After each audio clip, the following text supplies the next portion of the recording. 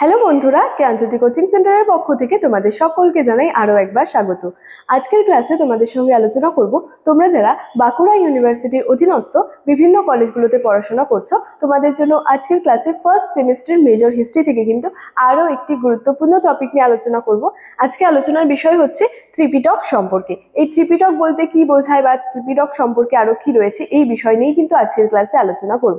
তবে আজকের ক্লাসটি শুরু করার আগে তোমাদেরকে একটা ছোট্ট ইনফরমেশন দিয়ে রাখি। তোমরা যারা যারা ভাবছো এই সেমিস্টারে আমাদের সঙ্গে অনলাইনে যুক্ত হবে, তারা কর্নারে দুটো নাম্বার দেখতে পাচ্ছ, 7076398606 এবং 6295916282। এই দুটি নাম্বার হলো জ্ঞানজ্যোতি কোচিং সেন্টারের অফিসিয়াল হেল্পলাইন নাম্বার। তোমরা যারা যারা ভাবছো আমাদের সঙ্গে অনলাইনে যুক্ত হবে, এই দুটি নাম্বারের মধ্যে যে কোনো একটি নাম্বারে যোগাযোগ করে আমাদের সঙ্গে যুক্ত হয়ে যেতে পারো।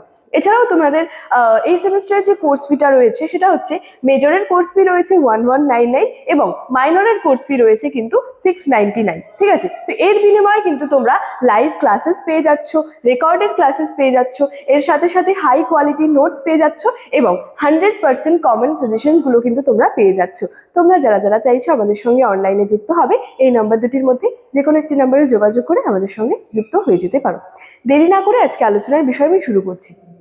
দেখো, প্রথমেই বলেছি আজকে আলোচনা করব ত্রিপিটক সম্পর্কে। তো ত্রিপিটক বলতে কি বোঝায় বা ত্রিপিটক থেকে আমরা কি কি জানতে পারি, কোন কোন বিষয়গুলো জানতে পারি, এটা নিয়েই আজকের ক্লাসে আলোচনা করব। আচ্ছা দেখো, বলেছে প্রাচীন ভারতের সামাজিক, সাংস্কৃতিক ও ধর্মীয় ইতিহাসের উপাদান রূপে কিন্তু বৌদ্ধ গ্রন্থগুলি কিন্তু খুবই গুরুত্বপূর্ণ।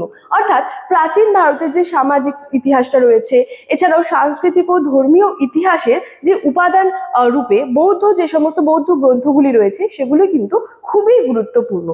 এদের মধ্যে বৌদ্ধ ধর্মগ্রন্থ ত্রিপিটক কিন্তু অন্যতম। তো আজকে মূল আলোচনার বিষয় হচ্ছে ত্রিপিটক। ত্রিপিটক বলতে কি বোঝায়? দেখো, প্রথমে কিন্তু বলা হয়েছে, অর্থাৎ তিনটি পিটক সম্পর্কে কিন্তু বলা হচ্ছে। তিনটি পিটকের যে সমাহার সেটাকেই কিন্তু ত্রিপিটক বলা হচ্ছে। ত্রিপিটক বলতে কি বোঝাচ্ছে? ত্রিপিটক অর্থাৎ তিনটি পিটকের সমাহার। এই তিনটি পিটকের নাম যদি বলি যে কি কি নাম রয়েছে, দেখো, প্রথম যে পিটকটা রয়েছে সেটা হচ্ছে যে বিনয় পিটক, দ্বিতীয় যে পিটকটা রয়েছে সেটা হচ্ছে যে সুত্ত পিটক এবং তৃতীয় যে পিটকটা রয়েছে সেটা কিন্তু অভিধম্ম পিটক। ত্রিপিটকের মধ্যে কিন্তু তিনটি পিটকের সমাহার বলতে ত্রিপিটককে বোঝানো হচ্ছে। সেই তিনটি পিটক হলো বিনয় পিটক, সুত্ত পিটক এবং অভিধম্ম পিটক। তো এই যে বিনয় পিটক, সুত্ত পিটক এবং অভিধম্ম পিটকগুলি রয়েছে, এগুলি থেকে মূলত আমরা কি জানতে পারি, কোন কোন বিষয় জানতে পারি এগুলি থেকে? দেখো, এই যে বিনয় পিটক রয়েছে, এই বিনয় পিটকে বলা হচ্ছে যে বৌদ্ধ ভিক্ষু ও ভিক্ষুণীগণের পক্ষে পালনীয় নিয়মাবলী এবং বৌদ্ধ বিহার সমূহের সাধারণ পরিচালন যে রীতি বর্ণিত হয়েছে। অর্থাৎ বৌদ্ধ যে এই যে ত্রিপিটক রয়েছে, ত্রিপিটকের মধ্যে যে প্রথম পিটকটা রয়েছে বিনয় পিটক, বিনয় পিটক থেকে আমরা কোন বিষয়টা জানতে পারছি, কোন তথ্যটা জানতে পারছি? বৌদ্ধ ভিক্ষু ও ভিক্ষুণীগণের পক্ষে তাদের যে নিয়মাবলীগুলি রয়েছে, যে সমস্ত নিয়মাবলী রয়েছে বৌদ্ধ ভিক্ষু ও ভিক্ষুণীদের, সেই নিয়মাবলীগুলি আমরা জানতে পারছি। এছাড়াও বৌদ্ধ বিহার সমূহের যে সাধারণ পরিচালন যে রীতিনীতিগুলি রয়েছে সেগুলি সম্পর্কেও কিন্তু আমরা জানতে পারছি বিনয় পিটক থেকে। দ্বিতীয় পিটকের নাম কি? সুত্ত পিটক। সুত্ত পিটক থেকে আমরা কি জানতে পারি? সুত্ত পিটক থেকে বুদ্ধের যে ধর্ম উপদেশ, অর্থাৎ ধর্মের উপদেশ সংকলিত হয়েছে। তৃতীয় পিটকের নাম হচ্ছে অভিধম্ম পিটক। অভিধম্ম পিটক থেকে কি জানতে পারছি?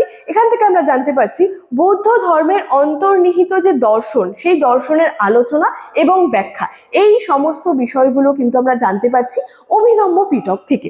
এছাড়াও বলা যায় যে খ্রিস্টপূর্ব 6ষ্ঠ শতকের সামাজিক, সাংস্কৃতিক ও যে ধর্মীয় ইতিহাস রচনার ক্ষেত্রে কিন্তু ত্রিপিটকের গুরুত্ব কিন্তু অপরিসীম। অর্থাৎ ত্রিপিটক থেকে কিন্তু আমরা বলা যায় যে এই যে খ্রিস্টপূর্ব 6ষ্ঠ শতকের সামাজিক, সাংস্কৃতিক এবং ধর্মীয় ইতিহাসটা কিন্তু জানতে পারি।